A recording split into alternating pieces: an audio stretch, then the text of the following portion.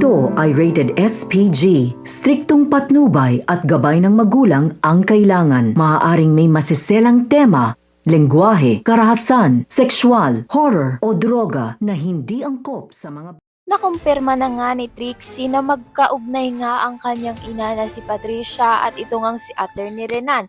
Kaya naman nga dali-dali nga niyang pupuntahan itong si Lilet upang nga sabihin nga ang nalalaman niya. Ngunit pinipigilan nga siya ng kanyang ina na si Patricia dahil nga raw kapag nga nagsalita nga siya dito kay Lilet ay madadamay nga silang lahat.